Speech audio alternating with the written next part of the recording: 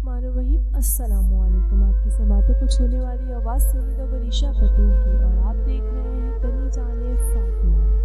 यहूदियों के लिए कितनी मुक़द्दस दीवार जितनी मुसलमानों के लिए खाना काबा, एक ऐसी दीवार जिसके सामने यहूदी 2000 साल से रो रो कर दुआएं मांग रहे हैं। पर वो क्या दुआएं मांग रहे हैं, उन्हें किस मसीहा का इंतज़ार है, दीवार की तारीख क्या है और इस दीवार में ऐसा क्या ख़ास है जो यहूदी मजहबी फरीज़े के तौर पर इसके सामने रो रो कर दुआएं मांगते हैं।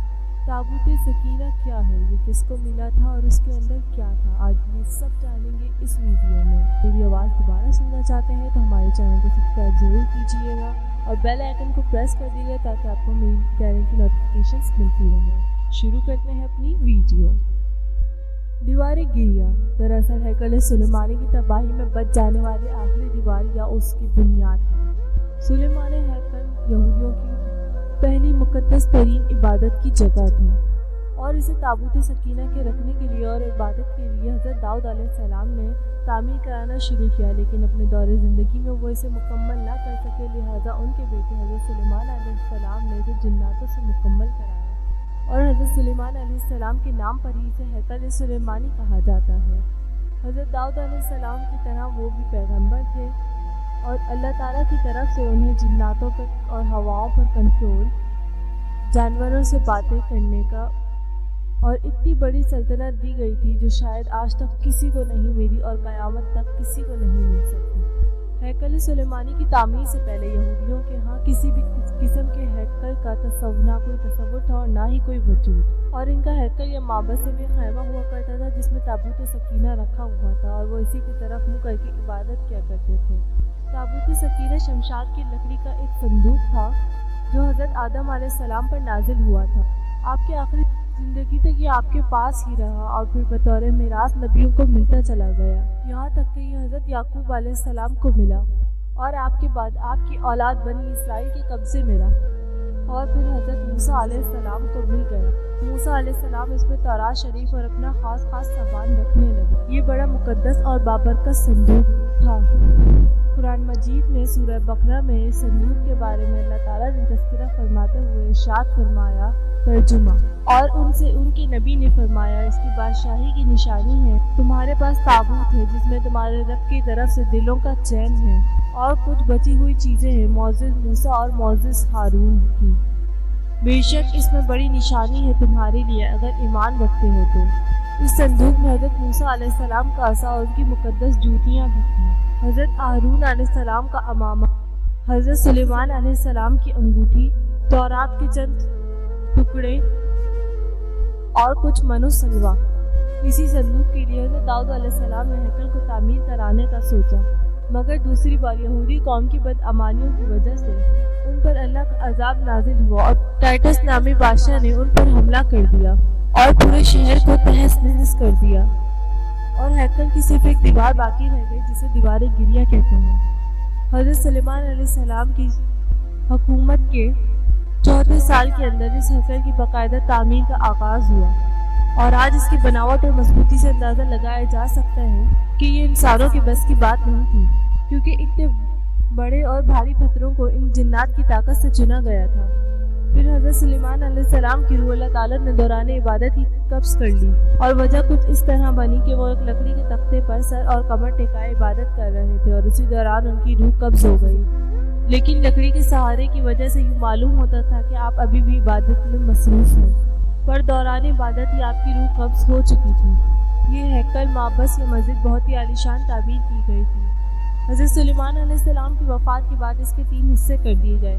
पहले हिस्सा आम लोगों के लिए, दूसरा हिस्सा उलमाए कराम के लिए और तीसरे हिस्से में जाने की किसी को इजाज़त नहीं थी, क्योंकि वहाँ पे ताबूत सकीना रखना था और वो बहुत ही निहायत ही मुक़द्दस तरीन जगह समझी जाती थी।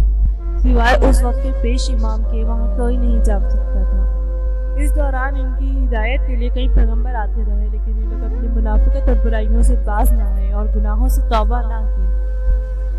इनकी इसी मुनाफिकत और बदअमानी की वजह से इन पर कई अजाब भी नाज़िल हुए, लेकिन ये लोग फिर भी बाज ना आए और जब इनकी बदअमानियाँ हद से बढ़ गईं तो इन पे आखिरी अजाब यूँ आया कि अल्लाह ताला की ज़ात ने इन्हें दर बदर और लवारिसों की तरह छोड़ देने का फैसला किया। लिहाजा बाबुल के बादशाह बख्त नसर ने इनके मुल्क पर ऐसा हमला किया कि कोई इमारत साबुत न छोड़ी और हैकल की اینٹ سے اینٹ بجا دی اور تابوت سکینہ نکالا اور اپنے ساتھ لے گیا۔ اس نے اس تابوت کی بہت بے حرمتی بھی کی، اسے کسی نجاست والی جگہ پہ لے جا کر ڈال دیا۔ اس نے 6 لاکھ یہودیوں کو قتل کیا اور 2 لاکھ یہودیوں کو قیدی بنا لیا۔ شہر کے باہر اس نے یہودی غلاموں کی ایک بستی تعمیر کی جس کا نام تل ابیب رکھا گیا۔ 70 سال تک ہیکل سلیمانی صفائے ہستی سے یوں ہی مٹا رہا۔ کہا جاتا ہے اس نے تابوت کی جو بے حرمتی کری تھی اس کا عذاب اس کے پورے ملک کو ملا۔ اس طرح کے ایران کے بادشاہ سائرس نے، جنہیں قرآن کے اندر ذوالقرنین کے نام سے بھی جانا جاتا ہے، وہ شخص جنہوں نے یاجوج ماجوج کے لیے بند یا دیوار تعمیر کی، انہوں نے بابل پر حملہ کر دیا اور بابل کے بادشاہ کو شکست دے کر بابل کی حکومت کا مکمل خاتمہ کر دیا۔ سارے سے دل اور انصاف پسند انسان تھے۔ انہوں نے تل ابیب کے قیدیوں کو رہا کر کے انہیں واپس یروشلم جانے کی اجازت دے دی اور دوبارہ سلیمانہ ہیکل تعمیر کرنے کی بھی اجازت دے دی، یہاں تک کہ اس میں جس قسم کی بھی مدد چاہیے ہو اس کا بھی وعدہ کرا۔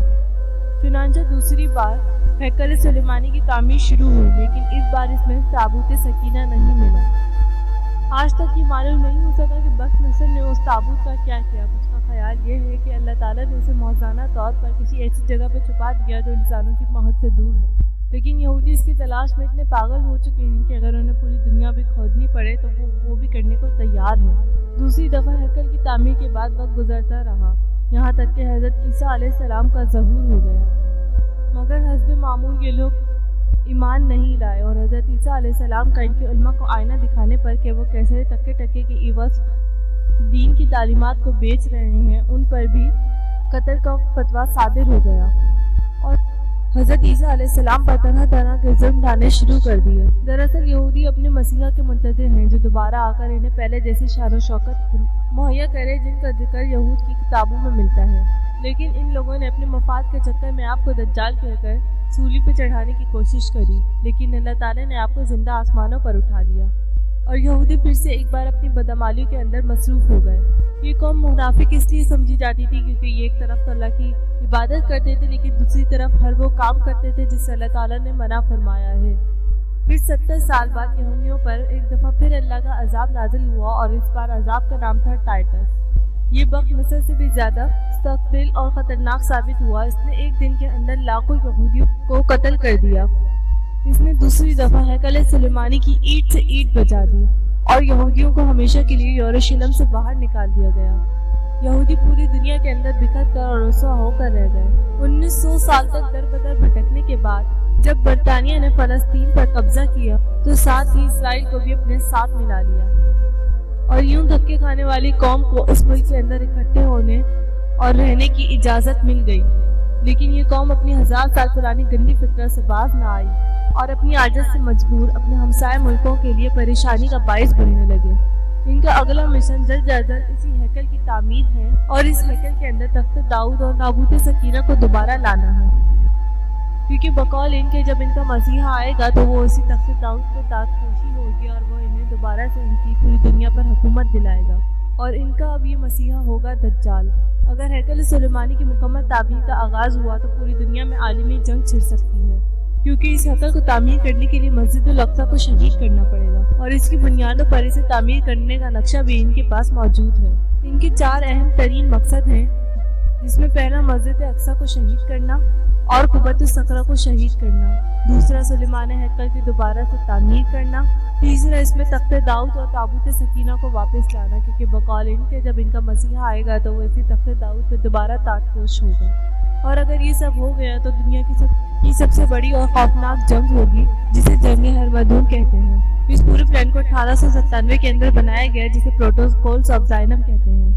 فلسطین پر حملہ کرنا کا بھی ان کا یہی مقصد ہے اور مسجد اقصی کو جو آج کے حالات ہیں ان کا یہی مقصد ہے کہ اس کو پوری طرح سے قابض ہو کر اس کو شہید کر دیا جائے اور اگر پوری دنیا کے مسلمان یوں ہی خاموش رہے تو اللہ نہ کرے یہ اپنے مقصد میں کامیاب بھی ہو سکے۔ امید کرتی ہوں آج کی اس ویڈیو میں آپ کو بہت کچھ جاننے کو ملا ہو۔ اگر ویڈیو پسند آئے تو اسے لائک کریے اور جو اس بارے میں نہیں جانتے ان کے ساتھ شیئر ضرور کیجیے۔ آپ کو اس بارے میں کیا خیال ہے کامنٹ میں اپنی رائے کا اظہار ضرور کیجیے گا۔ آپ سے ملوں گی اگلی ویڈیو میں، تب تک کے لیے اللہ حافظ۔